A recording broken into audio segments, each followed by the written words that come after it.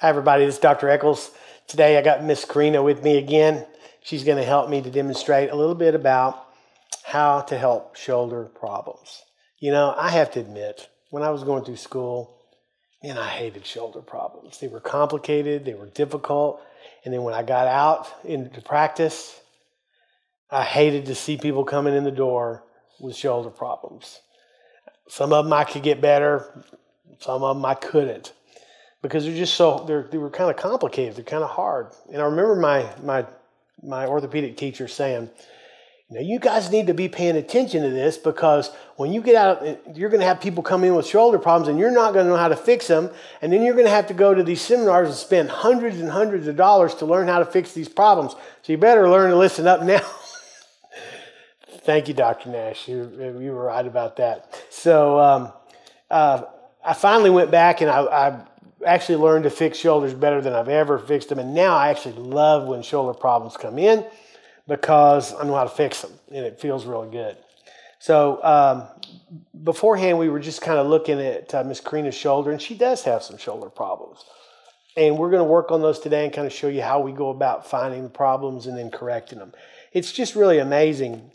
When we find a weak muscle, that muscle will actually lead us to the places that need to be fixed. And one of the mistakes that a lot of people make when they come to see me is that when I find a weak muscle, one of the first things they say is, oh, doctor, can you show me how to exercise that muscle? And this isn't a matter of it's a weak muscle, so I need to exercise it. This is a weak muscle in that the circuit breaker to that muscle is tripped and it's blown and it's shut off. It's neurologically disconnected from the rest of the body. It's just not going to work. Very much like a refrigerator, if the circuit breaker is flipped or tripped to the refrigerator, it's not going to work. There's no need to go adding Freon or putting a new motor in it. It's not going to make any difference. We've got to get the electrical system hooked back up. So when we find these muscles that are not working properly, that gives us an idea about where to go and how to fix them and turn them on. So I also want to note that a lot of times people, you know, fitness is such a big craze these days. You know, people are really into fitness. And I can't caution people enough about, you know, they go out and they hurt themselves. I mean, you wouldn't believe how many people I get into my office that are trying to be healthy. They're trying to eat better. They're trying to exercise. And they go to the gym, and one of the first things they do is they hurt themselves. And they come in and they say, you know, I was at the gym, and I was doing this exercise, and I hurt my shoulder. And then we started examining them, and it's like, no, their shoulder was already hurt before they went to the gym. They just didn't know it. There wasn't in a lot of pain, but about half of the muscles weren't even working, you see. And so when they went to do the exercise, the muscle failed, it wouldn't work, and it's unstable, and they ended up damaging the shoulder, you know, by doing push-ups or pull-downs or whatever it was. So it's a good idea to make sure that all of these muscles are working before you start a workout problem. It really saves a lot of time. And then people oftentimes will, you know, end up having to go have surgery or whatever. It's just not worth it, you know. So I'm going to run through the tests today with you. I'll show you the different muscles in the shoulder. I'll show you how to test them. I'll even throw in the names, even though, you know, this is not a test. You don't need to really know the names. But if you're interested, we'll throw out the names too. And then what's the most important thing is we'll show you how we can take a muscle that's not working and turn it into one that is working. Okay, you ready to get started? Okay, let's have you lay on your back. Okay, so the first thing we're going to do is just check the posterior deltoid. Push up that way for me. And that muscle is real strong. That tests the C5 nerve root. So we know that by testing this muscle, that part of her neck at least is working fine. There's no disc problems there, referring pain down into the shoulder. We're going to push this way, push down toward me. I'm pushing real hard against this tricep muscle, and it's really locking in place and it's strong. And this tells us that there is no problem with the tricep muscle or with the C7 nerve root out of the neck area. Bless you, bless you. Excuse me. Yeah, no problem.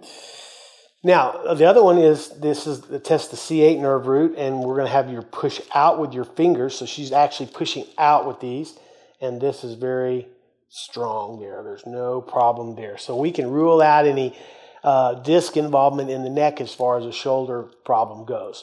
Because remember, a lot of times people will come into the office and they'll tell them, They won't say anything about their neck. Doesn't hurt at all. They'll say they have a shoulder problem. And it turns out the problem's coming from their neck.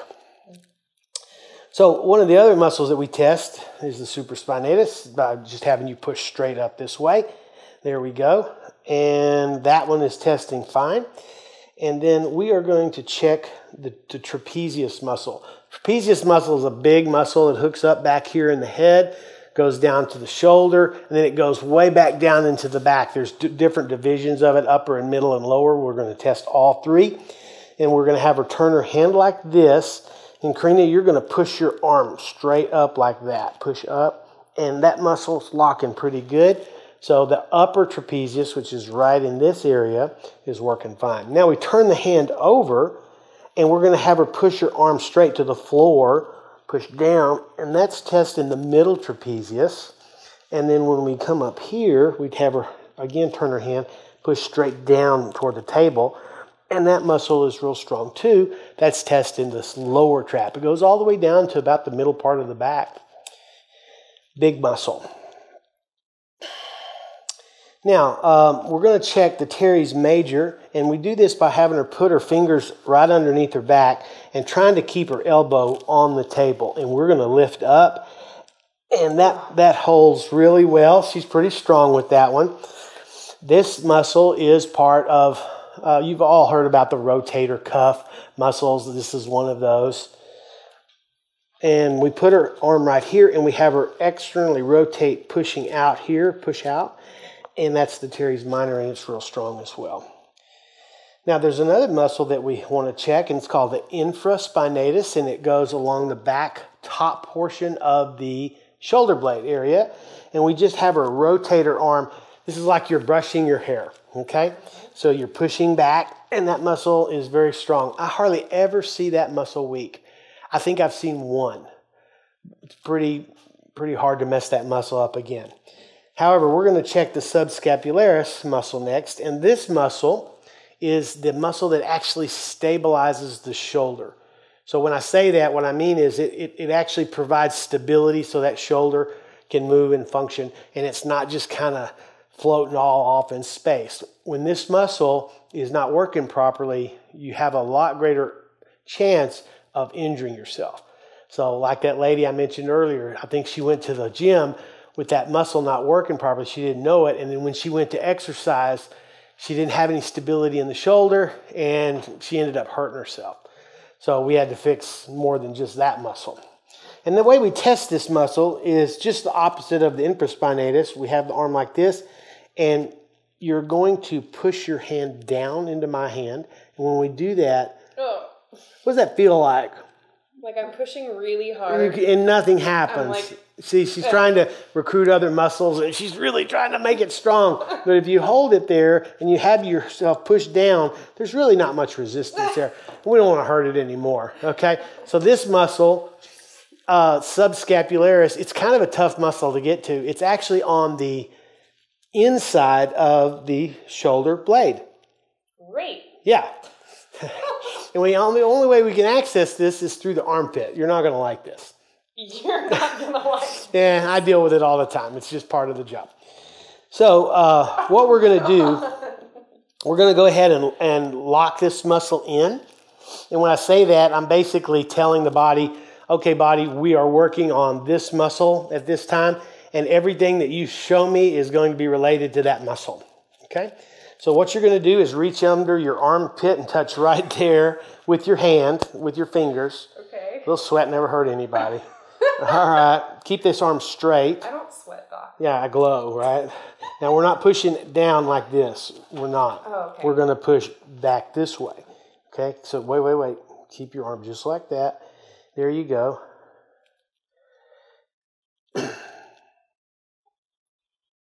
All right, so this, we are going to come down here and just lock this in. Open your eyes, close your eyes. Great, you can let go of that now. Very good.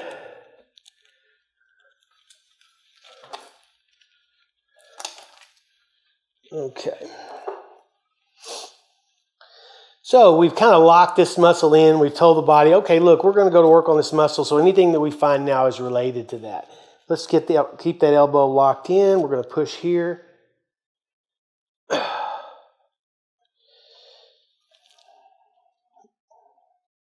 And we're finding now that there's a vertebra to be adjusted in relationship to this muscle. And the vertebra in this case is T4, which is not, which is in the thoracic spine. So what we're going to be doing is having you roll over on your tummy. Okay, you want to do that?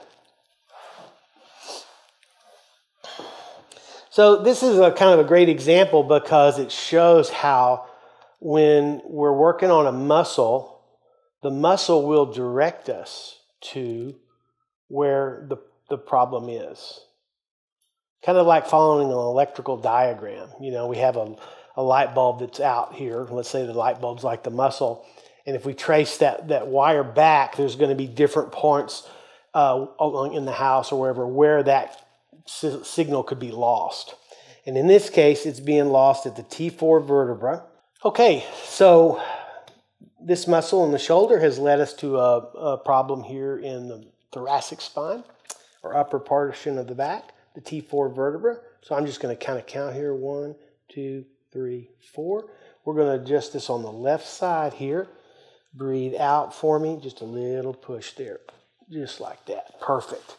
Well done. Now you can lay on your back again.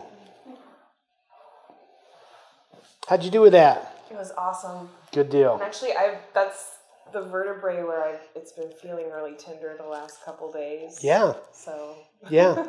And she didn't bother to tell me that, but it wouldn't have mattered because we kind of listen to what the patient says very attentively, and then we apply the system because it's going to lead us to where the real problem is. So it's very good. Okay, so next, let's go back to this. Let's put this off of the body and keep that elbow locked for me. Push here.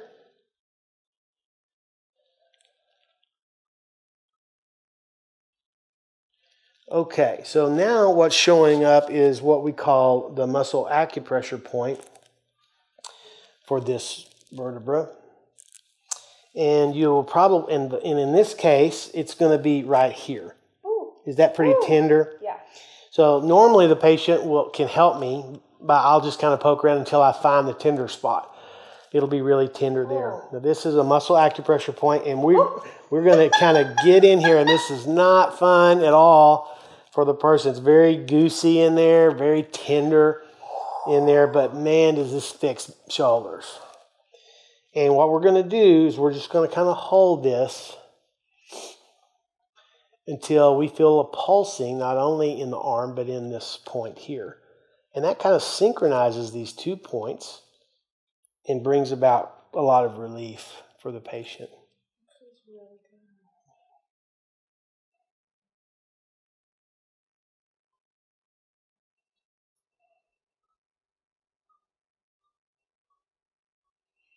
While I'm sitting there holding this, I'd really like to give credit to the people that developed this technique and all of the people that kind of stood on their shoulders. I just can't imagine how they did it. It's difficult to learn it, but I don't know how they developed it. It's got to be, it's beyond me how they did it. But learning it has been a wonderful experience, and my thanks go out to all my mentors who've helped me along the way.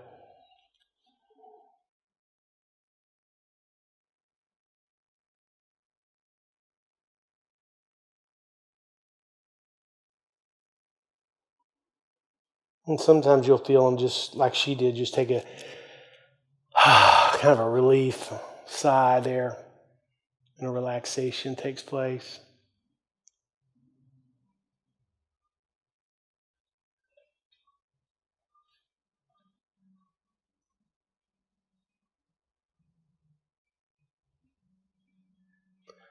Again, I'm feeling for those pulses. We're starting to get a pulse. And about the time that I start feeling the pulses, oftentimes the patient will initiate that there's no more tenderness there.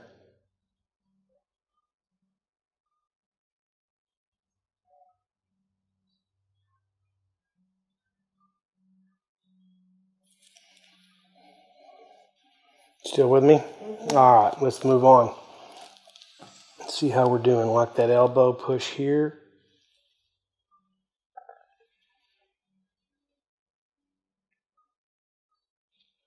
we didn't quite get that one enough. So we're going to go back to it. Make sure we're on the right point here. Corrina, is that tender there?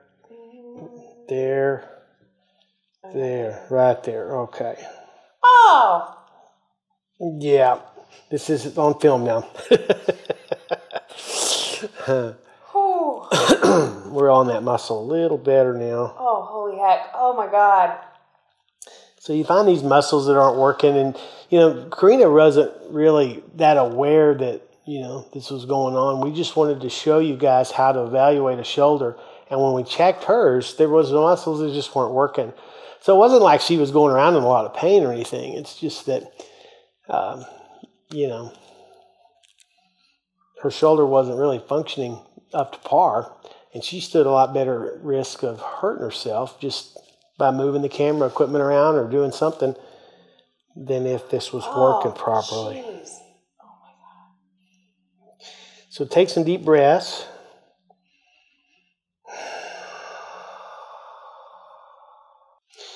Okay, let's see if that's enough. All right, push here for me.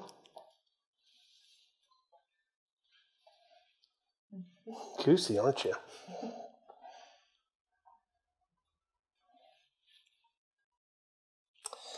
You know, Corrina, that one is just being stubborn.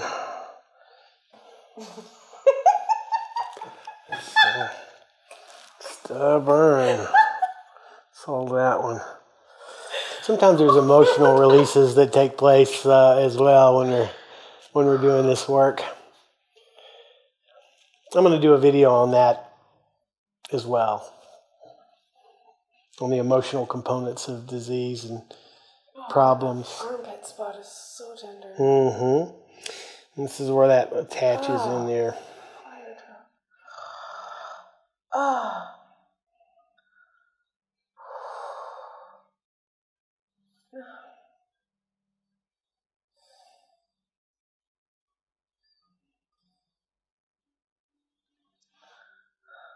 Keep breathing.